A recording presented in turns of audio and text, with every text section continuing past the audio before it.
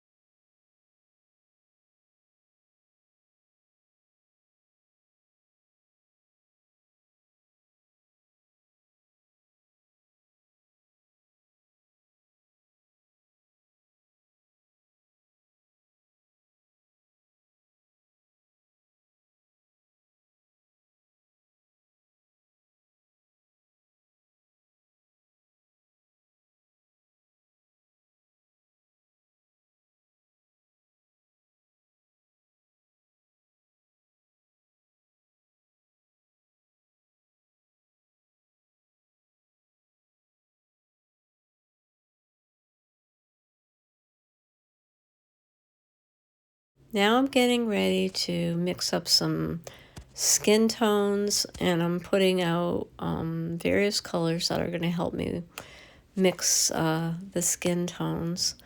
So I'm putting out white, I'm putting out buff titanium, I'm putting out a little bit of magenta, I'm putting out Titan pink, and then I think I just put cadmium red deep out for this, and raw sienna as well, and 3 separate things of white so that I could keep the whites separate. And then I'm gonna mix up skin tones using the pinks and the pale beige colors, and use those to create the skin tones.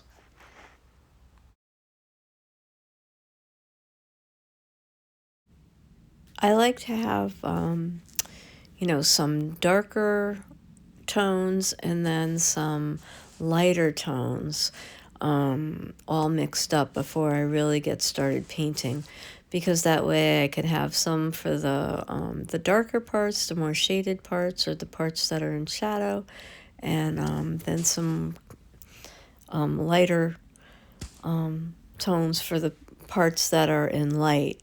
So it takes me a little while just to mix that stuff up, and then I just kind of I don't have a photo reference. I'm trying to do a really quick intuitive painting. This is a very small board. It's 11 by 14.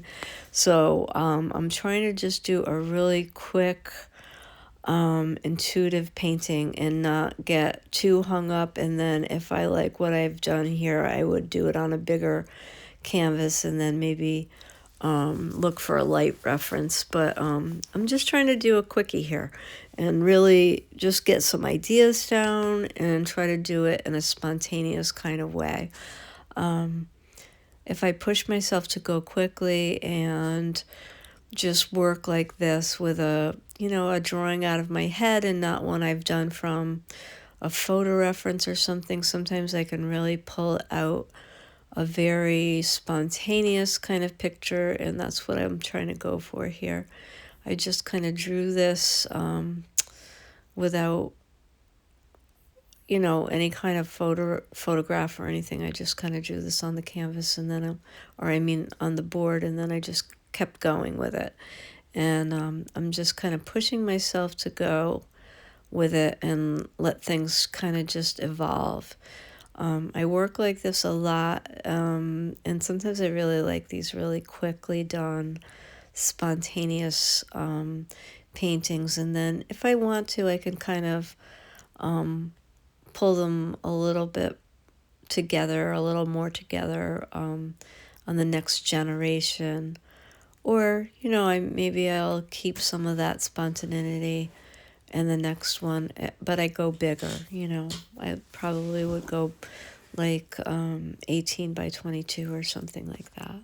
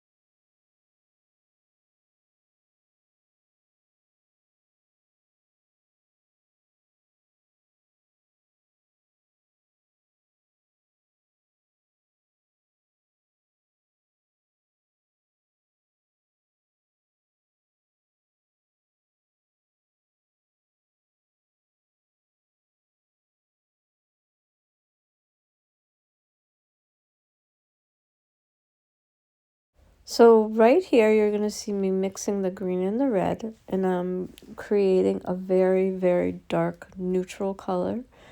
Um, and that's what I like to do rather than using black, because black will flatten out your painting, and so it's going to read like a very, very dark color, but it's not going to flatten my painting out because I made it with colors that I'm already using in the painting, and it is not black, even though it is a very, very dark neutral color.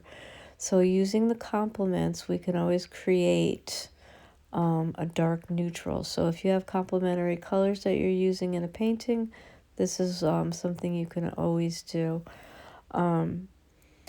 Even though I did use some burnt umber in this painting, this color is still going to be softer than using the burnt umber, and it works really well in this instance.